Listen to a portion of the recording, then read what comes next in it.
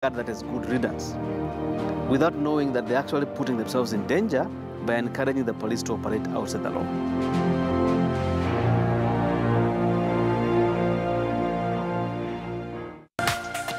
This is KTN News.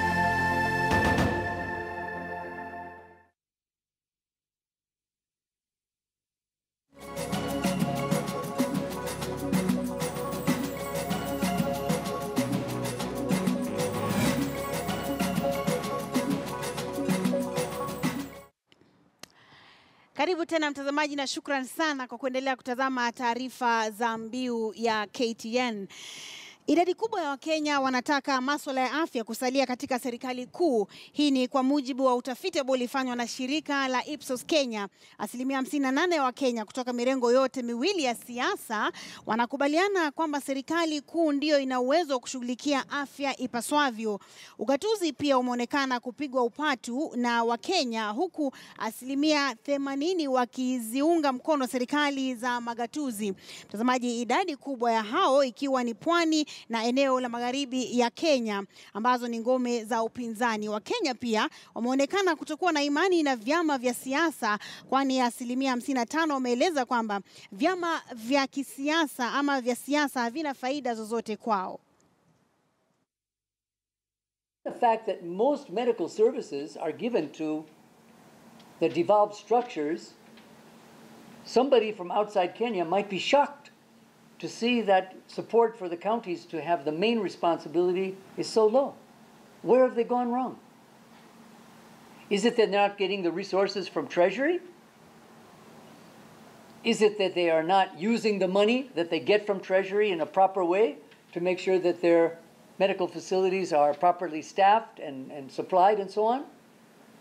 I know many of the health workers have been saying they need a national medical practitioners commission the same way teachers do, so each county is not struggling on its own to meet its staff needs. So where is the problem coming from? Na mtazamaji, mvua kubwa ambayo inaendelea kunyesha katika kaunti ya Kajiado wiki mbili ambazo zimepita imesababisha kutoa ama kuota kwa mmea wenye sumu, mmea ambao unaripotiwa kuangamiza mimea mingine, hususan nyasi ambazo ni malisho ya mifugo, hali ambayo wakazi wanasema itaathiri mifugo ambao wamesalia baada ya wengine kufa kutokana na kiangazi. Wafugaji wanasema wameanza kuwahamasisha ama kuwahamisha mifugo wao kwa hofu ya kuwapoteza. Wanaitaka serikali ya kaunti na ile ya kitaifa kuingilia kati kwa kutoa dawa ambayo itatumika kuangamiza mimea hiyo au kuajiri vijana kung'oa ama kuing'oa mimea hiyo kuepukana na kuangamia kwa mifugo wao ambao ndio tegemeo lao la pekee.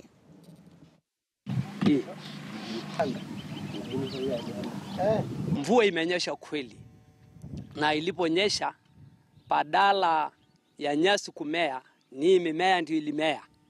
Na sasa ina shida kubwa, mahali sasa tunasimama hata uweni hata nyasi hata kidogo.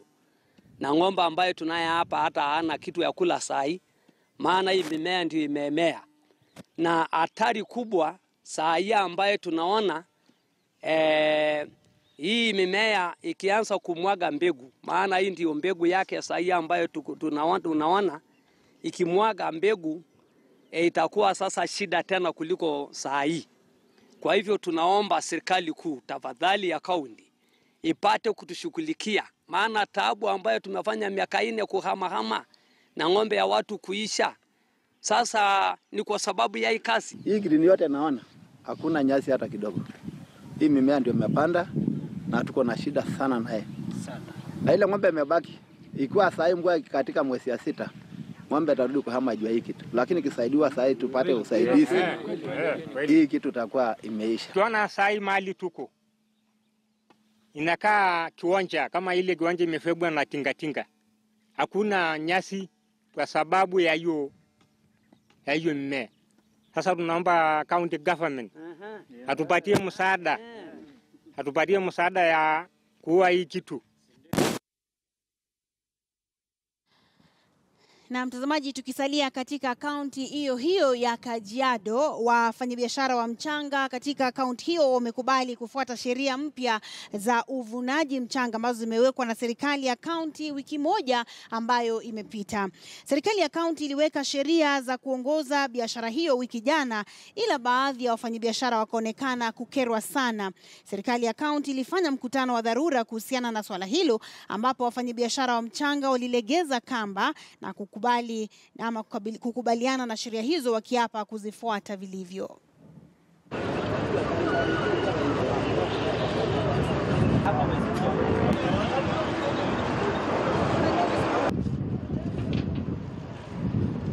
Tulisema tuko pamoja na county government vile wanataka kutupangia kwa ile kazi tunafanya. Kwa hivyo hakuna mmoja wetu ambaye ako kando kusema ako kando na ile sheria ambayo tunawekewa. Tumekubali masharti yote. Tumekubali ya kwamba wacha hiyo mchanga ikae wiki moja, atutengenezee sisi tupate faida. Na tumekubali hiyo mchanga ni dhahabu katika Kajiado. Na hiyo mchanga tumekaa kwa miaka mingi tukijaribu kutengeneza namna ambayo itakuwa nzuri. Na kwa hivyo mazungumzo ya mchanga inaendelea. Tunasikitika kwamba wale ambao wako kwa biashara hiyo kwa njia ya genuine na wale ambao maisha yao inawategemea hiyo, tunawaomba radhi tupange hii biashara. Tukishapanga vizuri tutafungua ndio wote tufaidike, na vizazi vijazo tuwe tunajua tumewekea pia mpango yao, tusije tukafaidike wenyewe na wao waumie. Na mtazamaji, tukisalia huko Kajiado, waziri wa mazingira Keriako Tobiko ameanzisha mpango wa upanzi wa miti katika shule za umma huko Kajiado Kaskazini. Shule 19 zilipokea miche 1000 kutoka kwa wizara, huku shule zingine katika kaunti hiyo zikitarajiwa kupewa kiwango hicho cha miche. Akizungumza katika shule ya upili ya Ole Kasasi, Tobiko amesema wizara yake imepea kipaumbele upanzi wa miti katika shule za umma.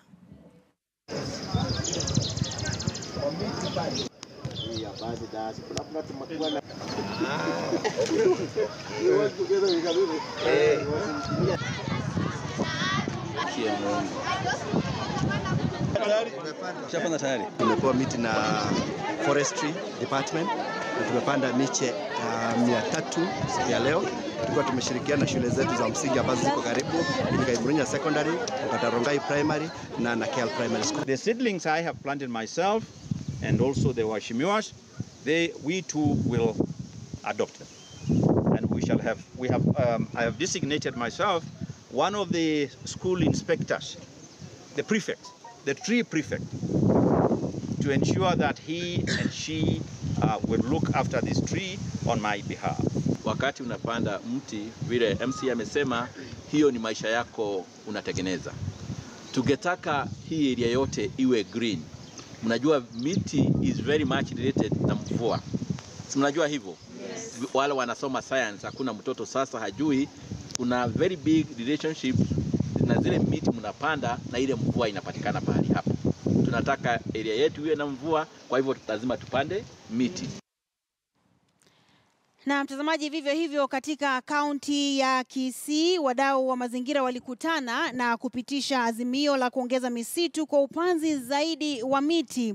Maafisa wa idara ya misitu, machifu, manaibu wao pamoja na viongozi wa serikali ya kaunti walikutana na wananchi katika wadi ya Kiamokama huko Masaba Kusini, na kusema kwamba wapo kwenye kampeni ya kurejesha misitu kwa hali ya kawaida kufikia mwaka 2030.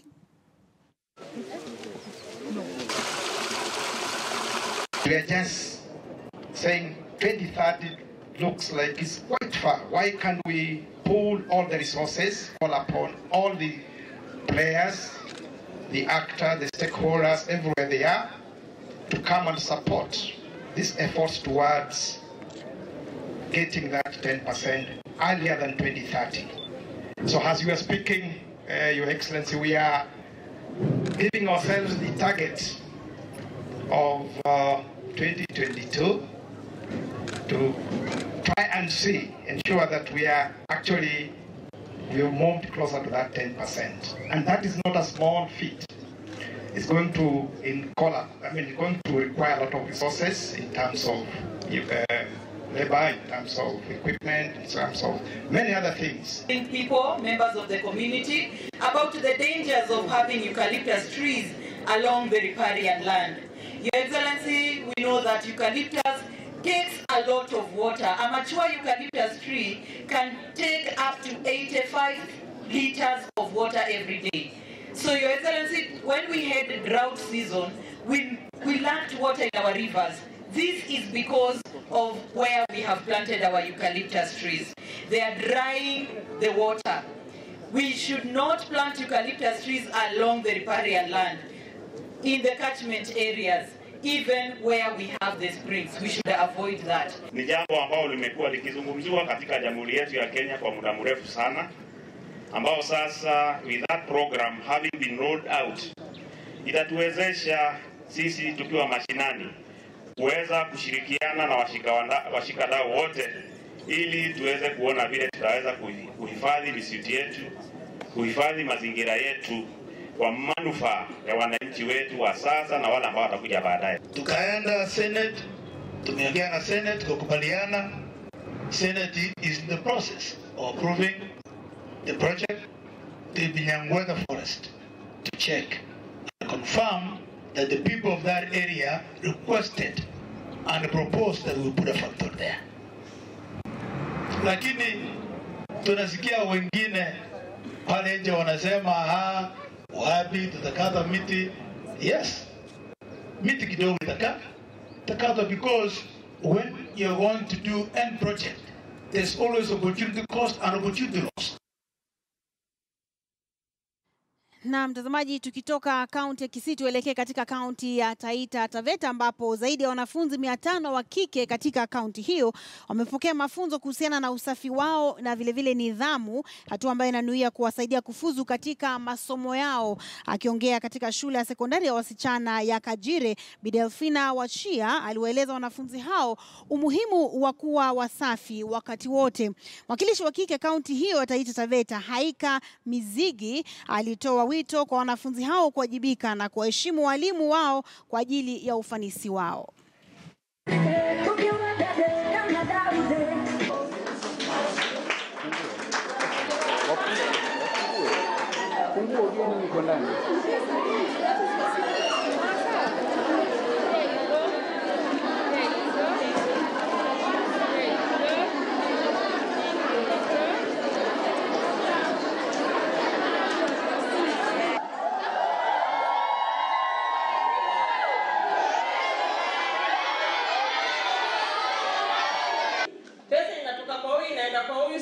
Ukihandle pesa unasawoshe mikono. Alafu ukiosha mikono unaosha ipende huku ndani kwa gas. Na unahakikisha umeosha na detergent ama na sabuni. Si lazima eti ya detergent, so long as kuna sabuni, na unaosha at least 20 seconds ama 1 minute. Unasugua mikono yako vizuri to maintain cleanliness. Work very hard in each and every sector of your life. I want you to work hard in your academics. Please set goals for yourselves. Go ahead and work hard towards achieving your goals. And you cannot achieve your goals without discipline. Na mtazamaji, tuelekee katika kaunti jirani ya Tanzania, ambapo serikali ya Tanzania inalaumiwa pakubwa kwa kuminya uhuru wa kujieleza kwa wananchi wa taifa hilo, huku wanaharakati wakipaza sauti kukemea hali hiyo. Na sasa jukwaa la wahariri nchini humo limetoa taarifa kwa umma kuhusu hali ilivyo nchini humo. Mwanahabari wetu Rajab Hassan ana taarifa hiyo kwa kina. Jukwaa la wahariri nchini Tanzania mapema siku ya leo limetoa taarifa kwa umma kuhusu masuala ya uandishi wa habari humu nchini. Pia katika ripoti yao hiyo yenye kurasa 3 imeonyesha kwa kina kasoro kadha wa kadha zinazojitokeza katika uhuru wa kujieleza kwa Tanzania, ambao wamefikia hatua ya kutoshiriki katika kutoa maoni katika vyombo vya habari wakihofia usalama wao. Kuna malalamiko ambayo baadhi yameripotiwa na vyombo vya habari ambavyo sisi ni wasimamizi wake, yanagusa sehemu kuu 3. Sehemu ya kwanza ni kuminywa kwa uhuru wa kutoa maoni hasa kupitia vyombo vya habari. Sehemu ya pili ni kuzorota kwa demokrasia nchini. kwa ujumla wake, na sehemu ya tatu ni ukuaji wa uchumi usioakisi hali halisi ya maisha ya mtu mmoja mmoja. Na jambo la pili tukasema kwamba kuminywa kwa uhuru wa maoni, taathira yake imekuwa kikwazo kikubwa cha utendaji na ufanisi katika vyombo vyetu vya habari, kwa maana ya vyanzo vya habari kutokuwa huru kutoa taarifa mbalimbali kama mwanzo. Pia taarifa hii kwa umma imechambua kwa kina kasoro kadha wa kadha zilizojitokeza katika uchaguzi wa marudio uliofanyika katika jimbo la Kinondoni hapa jijini Dar es Salaam, ambapo katika moja ya kituo sanduku la kura liliibwa na kituo cha luninga kilichojaribu kuripoti taarifa hiyo kililazimika kuomba radhi. Hii inatajwa kuwa ni kuingilia uhuru wa kujieleza na uhuru wa vyombo vya habari humu nchini. Kwa ujumla, jukwaa la wahariri linasema kwamba yanayoendelea humu nchini hayana afya kwa mustakabali wa taifa hili la Tanzania. Rajabu Hassan, KTN News, Dar es Salaam. Na mtazamaji, tukitoka Dar es Salaam tuangazie taarifa moja ambayo imekuwa ikisambazwa, ni video ambayo imekuwa ikisambazwa kwenye mtandao wa kijamii, ambayo inaonyesha afisa mmoja wa polisi, mtazamaji, akimpa kichapo cha kinyama jamaa mmoja ambaye anaonekana kunyenyekea kabisa. Haieleweki chanzo cha kisa hicho ni kipi, na sasa tume ya huduma za polisi kwa taarifa maalum imeahidi kuchunguza na kuchukua hatua inayostahili.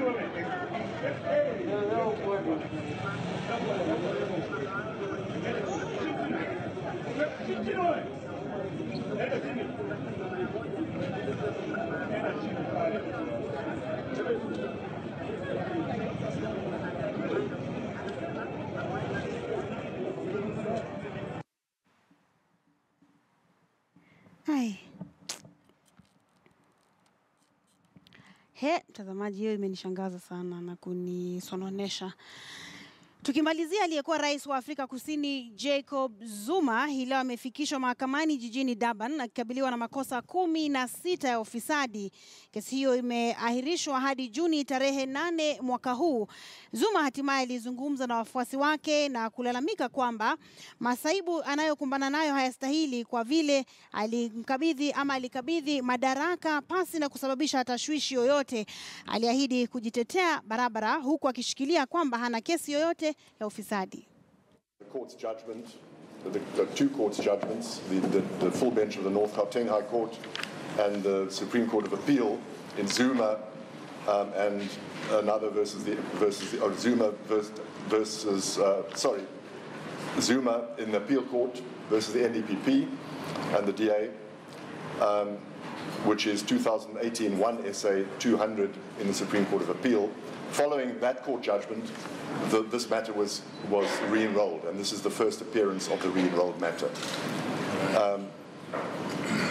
My Lord, the accused come to this court today by way of summons, which were the two sets of summonses were served on the accused by means of service on the attorneys by agreement, and we've informed your Lordship that the time taken for this summons was slightly shorter than the prescribed periods. No point will be made of that. We all agreed we're properly before the court and the accused are properly here before the court. My Lord, in essence, the state is ready to continue the trial, is ready to recommence the trial. There are a number of preliminary issues which first have to be attended to. Firstly, is that the state has to provide the accused with copies of of the docket, what is commonly referred to as the further particulars. That we have agreed with my learned friends will be done very, very shortly. Electronic copies of the docket will be provided, as is usual in these sorts of cases. And secondly, my Lord, what needs to be sorted out is the question of a trial date. As we mentioned to your Lordship in Chambers, the role planners in the DPP's office here in Durban have indicated to me that the roles are open for trial from the 12th of November. The DPP has mentioned this to the Judge President. Your Lordship is aware of it. So as far as the state is concerned, we could start the trial on the 12th of November. But there are other issues which I'll now inform your Lordship about.